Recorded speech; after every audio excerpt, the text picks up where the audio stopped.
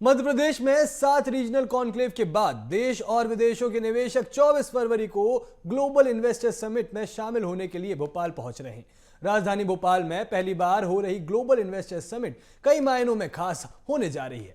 मेहमानों के स्वागत सत्कार के साथ ही उन्हें घुमाने के लिए पर्यटन विभाग ने योजना बनाई है, जिसमें भोपाल के आसपास के प्रमुख पर्यटन स्थल और मध्य प्रदेश के विश्व स्तरीय धरोहरों से मेहमानों को रूबरू किया जाएगा।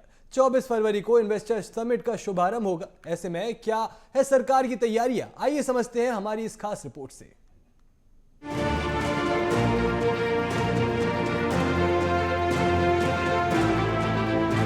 मध्य प्रदेश में अडानी अंबानी से लेकर देश के बड़े उद्योगपतियों का जमघट लग रहा है, जहां भोपाल में वह आएंगे और भोपाल की संस्कृति के साथ ही अप्रतिम कला देखेंगे, भोपाल की खूबसूरती से रूबरू होंगे।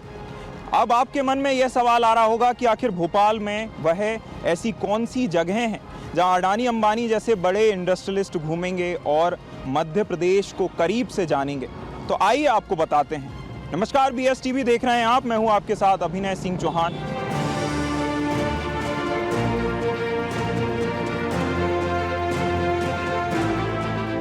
मध्य प्रदेश में होने वाली ग्लोबल इन्वेस्टर समिट कई मायनों में खास होने वाली है। इसका एक कारण यह भी है कि मध्य प्रदेश के मुखिया CM doctor Mohan Yadav tourism को लगातार बढ़ावा दे रहे हैं। पर्यटन के क्षेत्र में वह ज़्यादा से ज़्यादा प्रयास कर रहे हैं।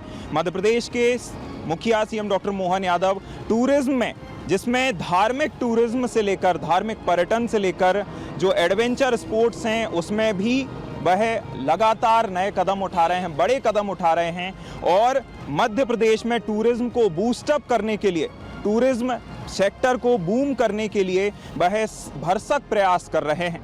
इसका एक उदाहरण महाकाल लोक भी है और साथ ही साथ सैलानी आइलैंड रिजॉर्ट भी है।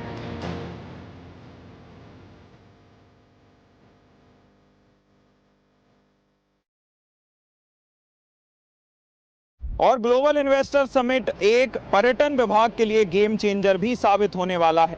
आइए बताते हैं कैसे। अडानी अंबानी से लेकर विदेशी उद्योगपति आ रहे भोपाल।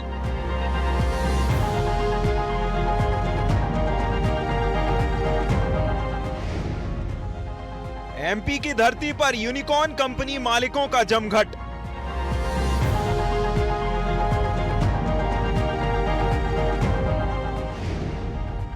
मध्य प्रदेश की लोक कलाओं और परंपराओं के साथ संस्कृति से होंगे रूबरू।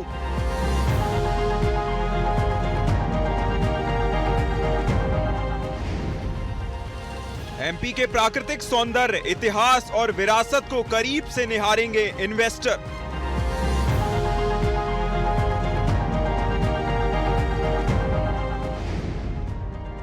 सभी VIP, VVIP गेस्ट को पर्यटन स्थलों पर घुमाने की योजना।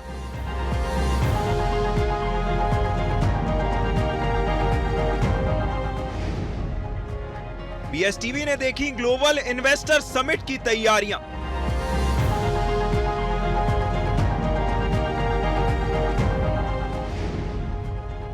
MP में इन्वेस्टर समिट कई मायनों में होगी खास।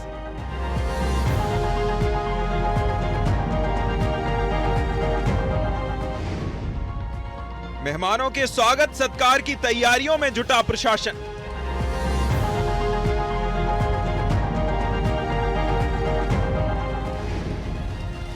इन्वेस्टर समिट से टूरिज्म सेक्टर को बड़ा बूस्ट मिलने की उम्मीद।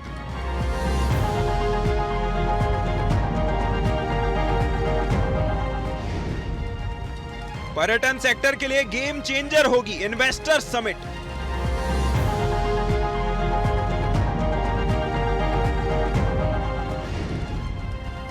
धार्मिक पर्यटन से लेकर एडवेंचर स्पोर्ट्स को मिलेगा बढ़ावा।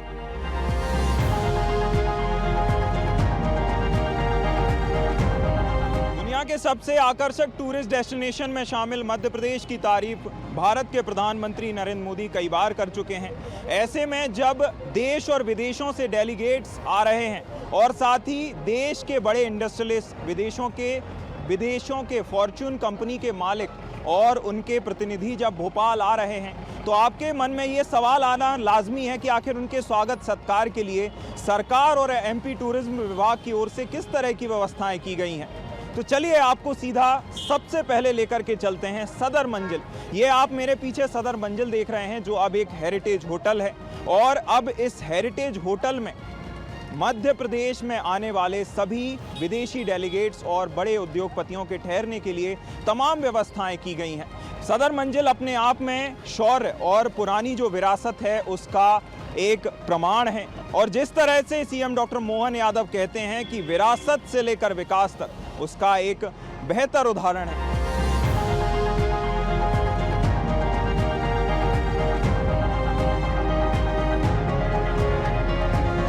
भोपाल के गौहर महल में हूं जिसका निर्माण बेगम कुदसिया ने 1820 में करवाया था और जिन्हें बेगम कुदसिया को रानी गौहर के नाम से भी जाना जाता था। ये आप मेरे पीछे देख रहे हैं गौहर महल जो कि इस्लामिक विरासत का एक अप्रतिम नमूना है।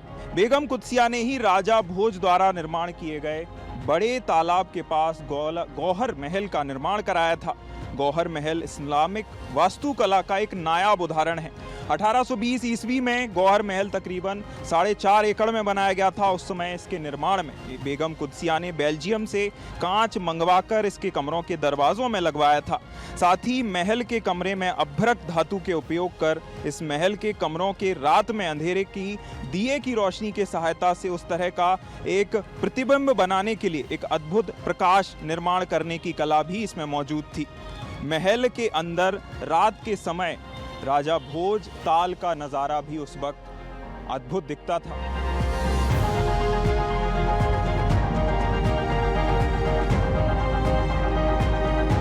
मध्य प्रदेश के रियल एक्सपीरियंस से रूबरू कराने के लिए, रियल एक्सपीरियंस अनुभव कराने के लिए इस बार सरकार होम स्टे के कॉन्सेप्ट पर भी विचार कर रही है।